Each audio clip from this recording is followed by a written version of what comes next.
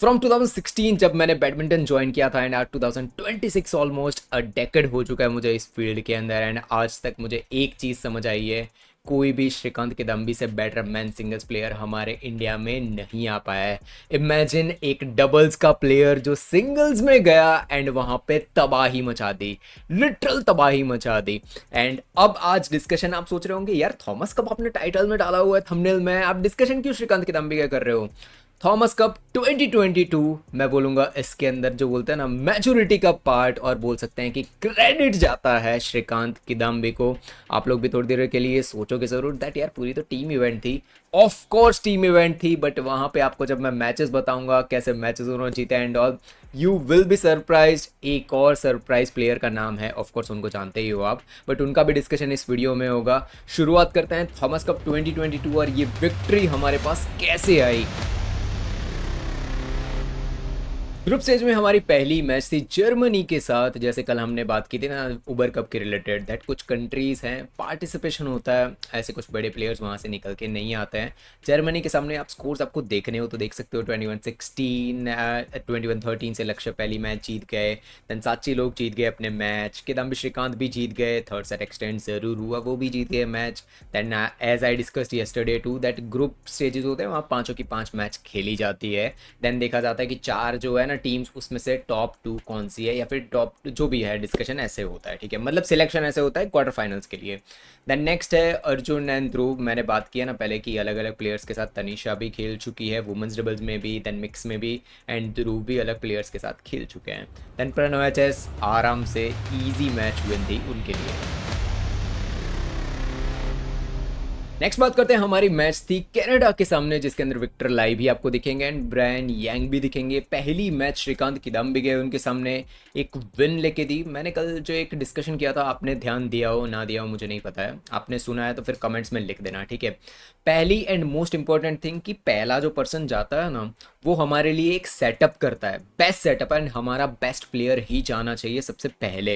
And मैं इसके बारे में जब बैडमिंटन एशिया टीम चैंपियनशिप चल रही थी तब भी मैंने बोला था लक्ष्य जाएंगे पहले, तन्वी जाएगी पहले, हमारे बेस्ट प्लेयर्स हैं यार। एक विन लेके आए ना तो कॉन्फिडेंस, पीछे के जो चार प्लेयर्स हैं या फिर जो आगे क्वार्टर फाइनल्स में जब दो ही बन जाए, तीन ही मैच जीतनी होती है, कॉन्फिडेंस बिल्डअप होता है थोड़ा बहुत, ठीक है, अगर पहली मैच हम लोग जीत के आ जाए तो।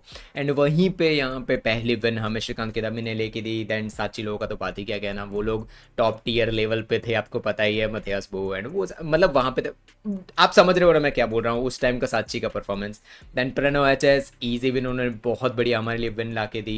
देन जो कृष्ण प्रसाद एंड उनके साथ विष्णु जी थे वो भी जीते straight two set, as I discuss that का कुछ कंट्रीज जो मैंने अभी थोड़ी देर पहले वही। एंड विक्टर लाई के सामने प्रियंशु रजावत, यार ये प्रियंशु रजावत मुझे याद आता है। एंड मैं जब मैं प्रियंशु रजावत के बारे में डिस्कशन करता हूँ ना, दैट उनके पास कैपेबिलिटी इतनी थी कि मैं एक टाइम पे ऐसा सोच रहा था कि लक्ष्य के बाद हमारे पास बेस्ट प्लेयर प्रियंशु रजावत है।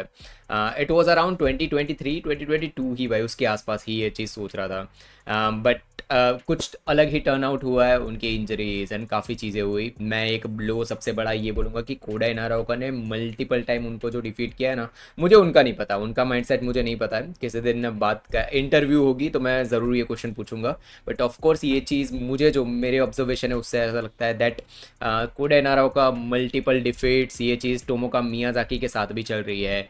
आप इमेजिन करो अभी लेटेस्ट में जो मैच थी यहाँ पे बैडमिंटन एशिया चैंपियनशिप्स में हुई An Seyoung versus Tomoka Miyazaki, I was at least expecting कि थर्ड सेट तो चला ही जाए। टोमोका मियाजाकी पहले 11 पॉइंट में क्या बढ़िया खेली थी यार, बढ़िया, मतलब लग रहा था कि यार फर्स्ट सेट में भी चांस ले जाए, बट जैसे ही आनसेंग ने गियर अप किया, अपनी गेम वापस लेके आई, स्ट्रेटजीज लेके आई, खत्म, मैच खत्म ही हो गई। सेकेंड सेट में शायद जहाँ तक मुझे याद है 10 स्कोर्स थे। ये सेम चीज़ मैंने कुडाई नारोका और प्रियंशु रजावत वाली गेम में देखी है, बट एटलीस्ट थर्ड सेट बहुत ज़्यादा दे गए हैं, ठीक है। सो मैं प्रियंशु रजावत के लिए डेडिकेटेडली इतना डिस्कशन करना चाहता था क्योंकि एक टाइम पे मुझे लग रहा था नेक्स्ट मैन सिंगर्स हमारे पास आ चुके हैं। अब नेक्स्ट ग्रुप स्टेज के बारे में डिस्कशन करते हैं। यहाँ पे आपको फोटो दिख रहा होगा, उसके अंदर इंडिया विंस नहीं, यहाँ पे चाइनीज टाइपे जीती थी, वो थोड़ी सी मिस्टेक है तो वो आप दे समझ लेना, ठीक है। पहली मैच चोटिंचन वर्सेस लक्ष्य सेन की थी, एक्सट्रीमली गुड मैच। एंड यहाँ पे ये मैच अगर आपको देखनी है ना तो यूट्यूब पे अवेलेबल है।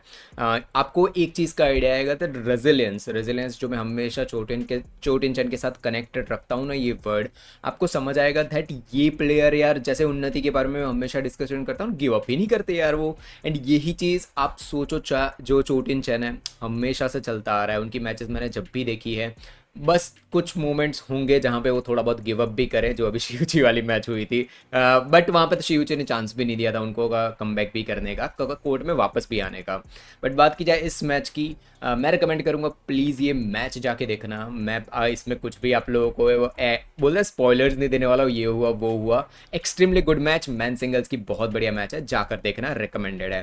देन नेक्स्ट बात की जाए ली एंड वोंग, अगर आप ली एंड वोंग को नहीं जानते तो भाई क्या कर रहे हो आप लोग, ठीक है, क्या कर रहे हो, प्लीज़ यार जाके देखो ये प्लेयर्स लोग कौन है। 21-11 21-19 से उन्होंने साची को डिफीट किया।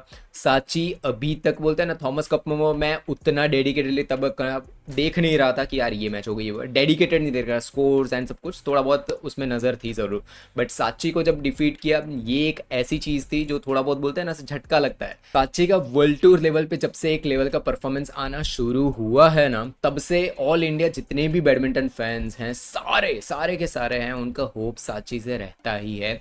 बट ये मैच थोड़ी सी हमारे लिए अपसेट हो गई थी। एंड इससे आगे मैं कुछ और बताऊंगा नहीं, मैं बोलूँगा कि चाइनीज़ टाइपे के सामने हमारी जो जितने भी मैचेस थे ना आपको जाकर देखने चाहिए, स्पेशली चोटिन चैन वाली मैच और ये साची वाली मैच जाकर देखना, आपको आइडिया आएगा कि चेंजेस क्या है डबल्स में तब में 2022 में और आज में चेंजेस क्या है, ठीक है, कमेंट में बता ज़रूर अगर आप देख के आओ तो।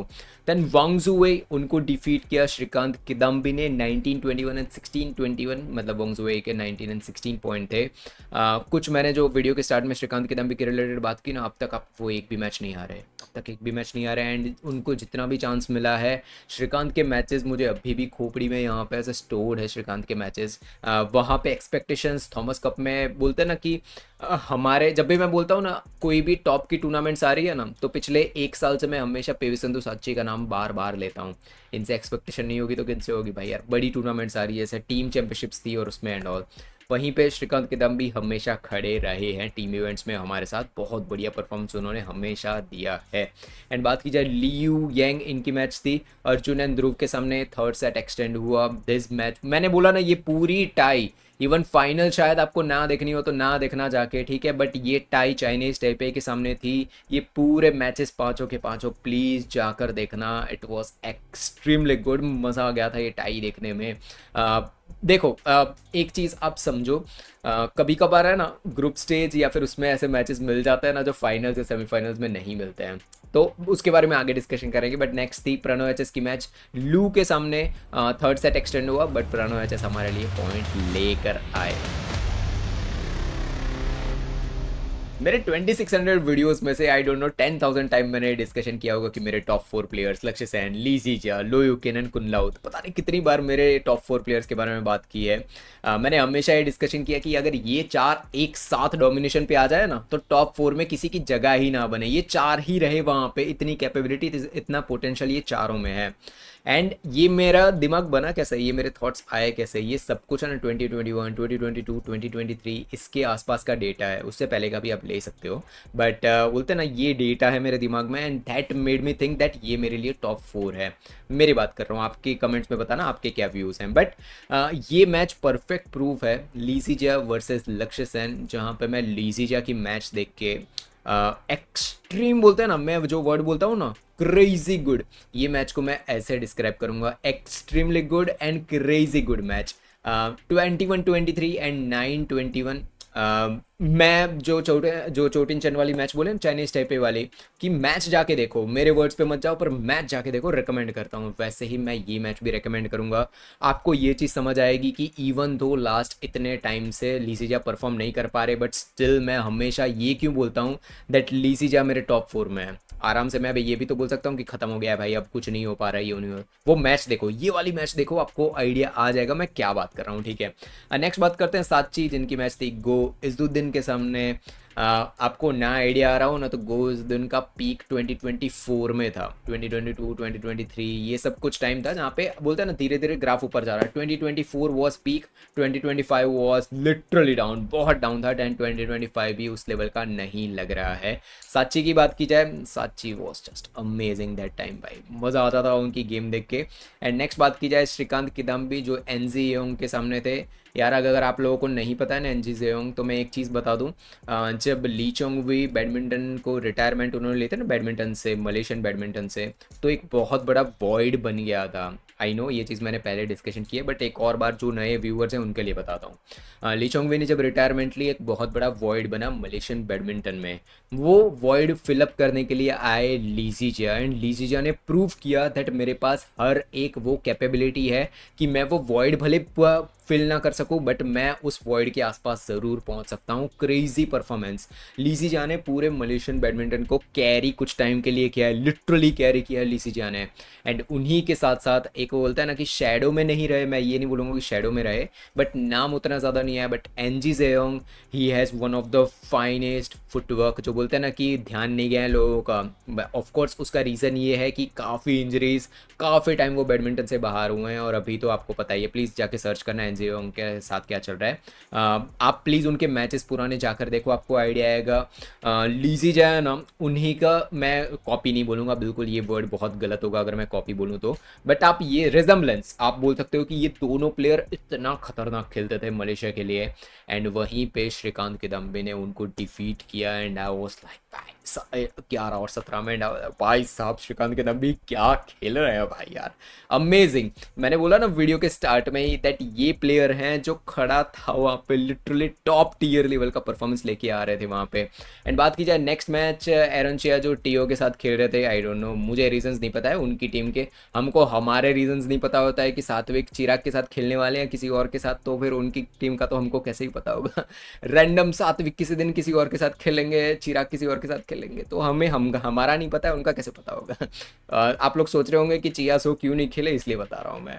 तो उनकी मैच थी हमारे कृष्णा एंड विष्णु के सामने, 19-21 एंड 17-21 हार गए। कुछ उतना डिस्कशन जैसा नहीं है, मैच देखी ही नहीं थी मैंने, तो मैं क्या बात करूँ आप लोगों से। And then Leong Jun Hao, जिनके बारे में अभी मेरे क्लियर वर्ड्स होते हैं, clear words, that Leong Jun Hao, and उनके साथ साथ एक और प्लेयर है जिनका नाम आप बताना, जिनके बारे में मलेशिया के ही मैन सिंगल्स के प्लेयर है, जिनके बारे में मैं क्लियर बोलता हूँ दैट पर्सन के पास बोलते हैं ना एवरीथिंग, फुटवर्क है, स्टेबल मूव कर सकते हैं कोर्ट में, जैसे कुनलाउत के बारे में हम लोग डिस्कशन करते हैं that everything, he has everything, stroke perfection and all इनके पास भी है। बट ये लोग जो बोलते हैं ना कि एरर फेस्ट शुरू करते हैं ना जिस दिन, छोड़ते ही नहीं है भाई, पूरी मैच ही सामने वाले को दे के आ जाते हैं। ये मैच में मैं वो चीज़ नहीं बोलूँगा बिल्कुल भी, यहाँ पे प्रणॉय अच्छे थे, प्रणॉय ने बहुत बढ़िया परफॉर्मेंस दिया। एंड आप लोग सोच रहे होंगे यार प्रणॉय के बारे में इतना से डिस्कशन ज़्यादा मैं क्यों नहीं कर रहा हूँ। ऑफ कोर्स उतनी ही इक्वल क्रेडिट उनको भी जाता है, इक्वल क्रेडिट सबको जाता है, ठीक है, मैं ऐसा बिल्कुल भी नहीं बोल रहा हूँ कि सिर्फ श्रीकांत की वजह से जीते, नहीं, पांचों को क्रेडिट जाता है, सारे प्लेयर्स को जाता है।